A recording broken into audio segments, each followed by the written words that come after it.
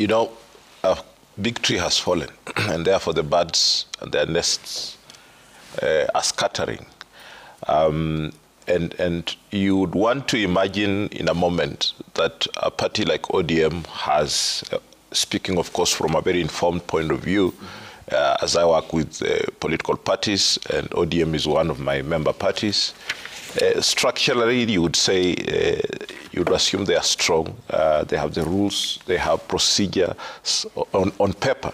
But I do not think that those rules, structures, and procedures now matter.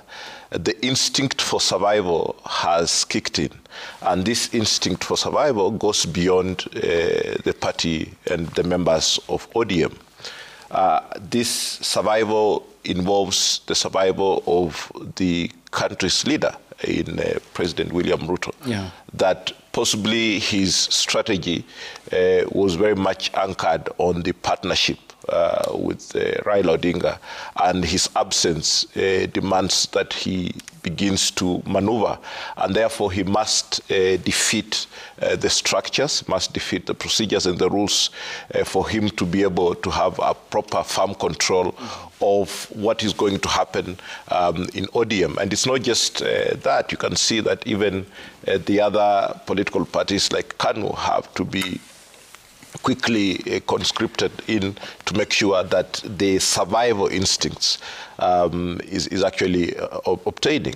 And this is the challenge that Barack is pointing at. We have political parties that sometimes I shudder to say, are they really political parties?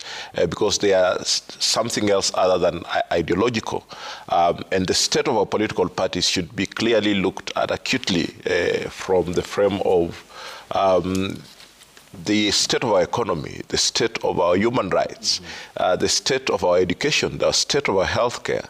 You expect that political parties have actually very fundamental positions on these issues, that then they compete on the ideas to tackle these societal challenges. But the fact that we're struggling tells you clearly where the state of our political parties is. Yeah. I would classify them into three. The charismatic ones that are largely dominated by a very strong leader like Raila Odinga, with that strong ethnic backing, with ethnicity as the currency, you know, of the political party, and of course with the advent of coalitions, you know, enabling the various ethnic cabals to cut deals and strengthen each other.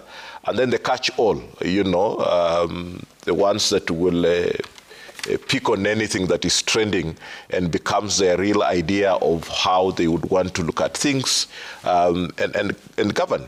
And a majority of them are actually splinter you know, groups, and they have not differed in terms of principle, but in terms of, you know, interests.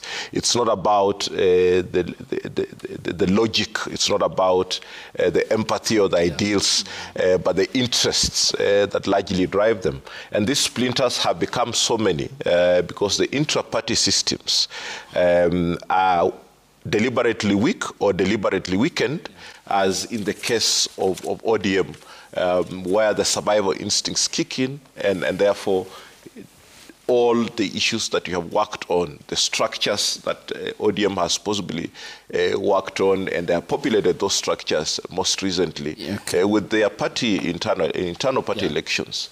But that all now does not seem to be something quite, you know, useful.